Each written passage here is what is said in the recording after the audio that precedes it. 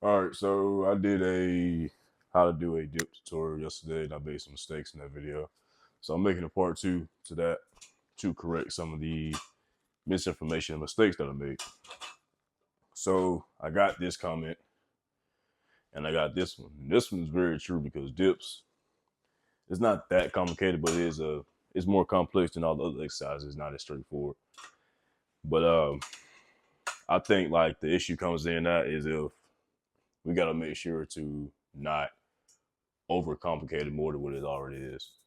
So yesterday I was talking about the whole dip positioning and about the scapula. And I said to protract your scapula while you're doing dips. And that's just not correct. You know, when you're doing pushing, you do want to retract your scapula. And if you are doing this right here, you know, while you're doing dips, most likely that's why you probably having some pain, or you might be feeling like it's not really, the tension isn't that great, and it probably does not feel good at all. So I think the main thing that where they come from is back when I was chasing out the skills like full planche, I would kind of center my basic exercises around that skill, and I'll kind of tweak it in a way to where it'll help benefit towards that skill. But in this case, that's not the case. We just trying to do regular old dips. So like, and another thing too was the lean. That comment pointed out the more that you lean forward, the more it becomes like a push up. That's very true. And anything, it actually becomes more like a planche lean push up.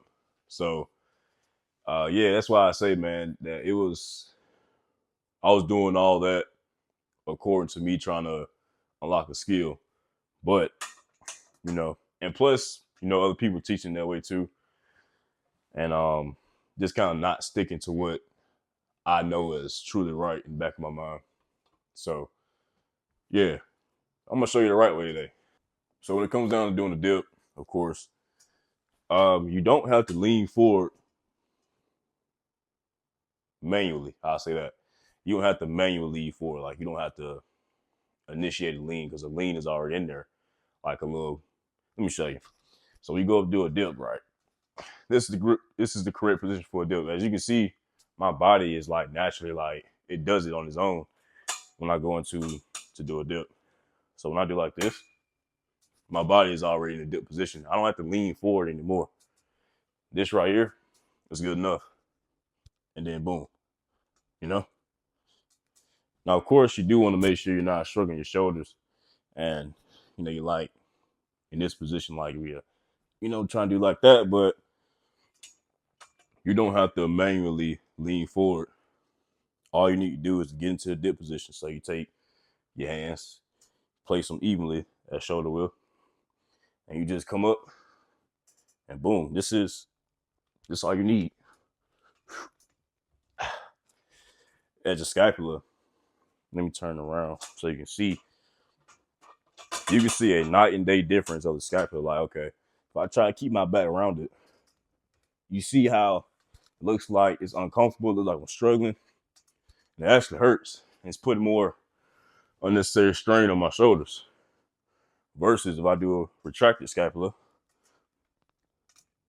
you see a night and day difference, you know? So really I just had to kind of break out that programming of how I was making the habit to doing my, well, not skills, my basics like this.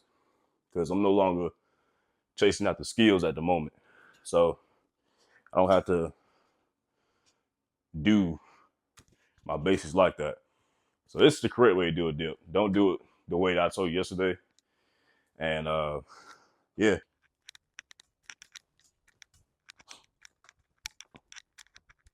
Yeah, that's it for the day. Hope y'all enjoyed the video. Hope you find this helpful.